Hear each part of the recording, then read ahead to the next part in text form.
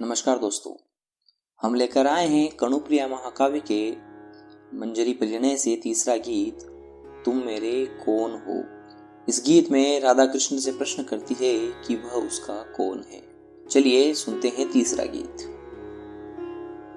तुम मेरे कौन हो कनु, मैं तो आज तक नहीं जान पाई। बार बार मुझसे मेरे मन ने आग्रह से, विस्मय से, तन्मयता से पूछा है, यह कनु तेरा कौन है, बूझे तो। बार बार मुझसे मेरी सखियों ने व्यंग से, कटाक्ष से, कुटिल संकेत से पूछा है, कनु तेरा कौन है रे, बोलती क्यों नहीं। बार बार मुझसे मेरे गुरुजनों ने कठोरता से, अप्रसन्नता से, रोष से पूछा है, यह कान्हा आखिर तेरा है कौन।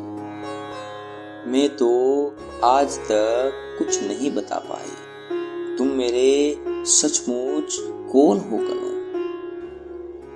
अक्सर जब तुमने माथा गूंथने के लिए कटीली झाड़ों में चढ़ चढ़ कर मेरे लिए श्वेत रत्नारे करौंदे तोड़कर मेरे आंचल में डाल दिए हैं, तो मैंने अत्यंत सहज प्रीति से गर्दन झटका कर वेणी झुलाते हुए कहा है, कनु ही मेरा एकमात्र अतरंग सखा है। अक्सर जब तुमने दावांगनी में सुलगती डालियों, टूटते वृक्षों, लहराती हुई लपटों और उड़ते हुए धुएं के बीच निरुपाय, असहाय, बावली सी भटकती हुई मुझे साहस पूर्वक अपने दोनों हाथों में फूलों की थाली सी सहज कर उठा लिया है और लपेटे चीर कर बाहर ले आए, तो मैंने आदर, आभार और प्रगाढ़ स्नेह से भरे भरे स्वर में कहा है, कान्हा मेरा रक्षक है, मेरा बंधु है, सहोदर है। अक्सर जब तुमने वंशी बजाकर मुझे बुलाया है और मैं मोहित मृगी सी भागती चली आई हूँ और तुमने मुझे अपनी बाहों में कस लिया है, तो मैंने डूब कर कहा है, कनु ही मेरा लक्ष्य है, मेरा आराध्य, मेरा गंतव्य। पर जब तुमने दुष्टता से अक्सर सखी के सामने मुझे बुरी तरह छेड़ा है, तब मैंने खींचकर आंखों में आंसू भरकर शब्दें खा खा कर सखी से कहा है, कान्हा मेरा कोई नहीं है, कोई नहीं है, मैं कसम खाकर कहती हूँ, मेरा कोई नहीं है।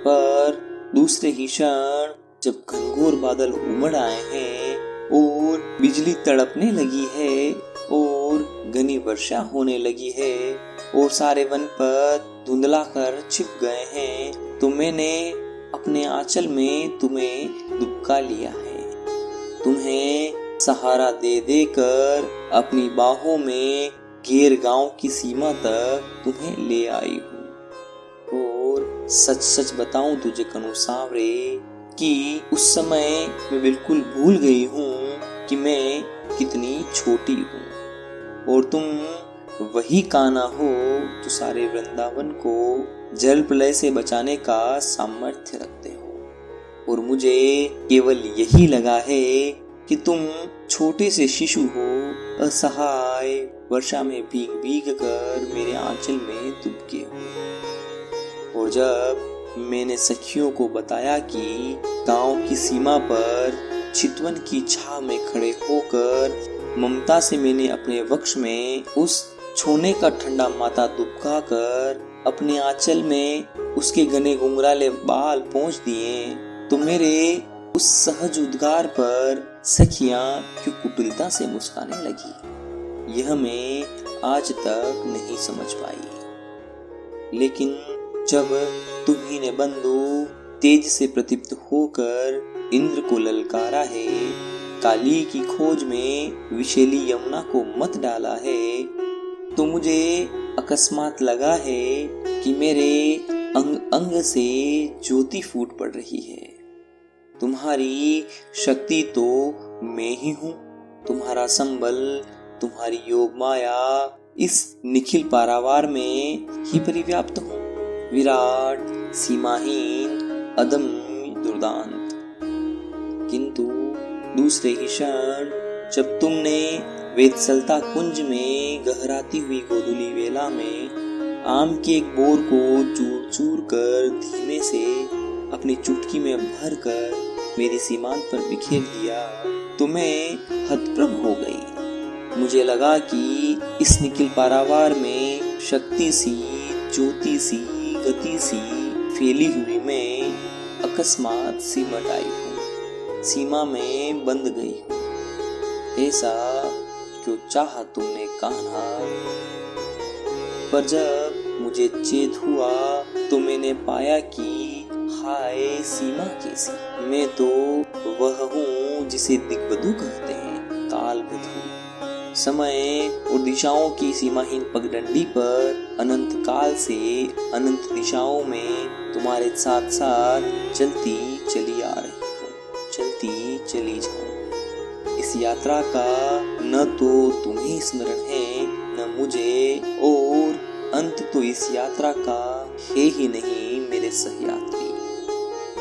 पर तुम इतने निठुर हो और इतने आतुर कि तुमने चाहा कि मैं इसी जन्म में, इसी थोड़ी सी अवधि में जन्म जन्मांतर की समस्त यात्राएं फिर से दोहरा लूं, और इसीलिए संबंधों की इस घुमावदार पगडंडी पर क्षण क्षण पर तुम्हारे साथ मुझे इतने आकस्मिक मोड़ लेने पड़े हैं कि मैं बिल्कुल भूल ही गई हूँ कि मैं अब कहाँ हूँ और तुम मेरे कौन हो। और इस निराधार भूमि पर चारों ओर से पूछे जाते हुए प्रश्नों की बौछार से घबरा कर मैंने बार बार तुम्हें शब्दों के फूल पाश में जकड़ना चाहा है। सखा, बंधु, आराध्य, शिशु, दिव्य सहचर, और अपने को नई नई व्याख्याएं देनी चाहिए। सखा,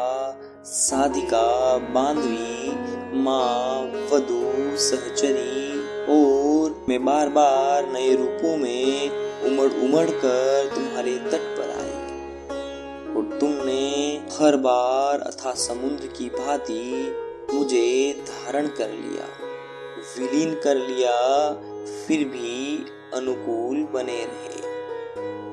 मेरे सांवरे समुद्र, तुम आखिर हो मेरे कौन? मैं इसे कभी भाव क्यों नहीं पाती? धन्यवाद दोस्तों, हम जल्दी ही फिर मिलेंगे कणोप्रिया महाकाव्य के शेष काव्य खंडों के साथ। हमसे जुड़े रहने के लिए हमारे चैनल को सब्सक्राइब करके बेल आइकन दबाना ना भूलें। साथ ही कैसा लगा आपको हमारा प्रयास बताने के लिए लाइक, शेयर और कमेंट कर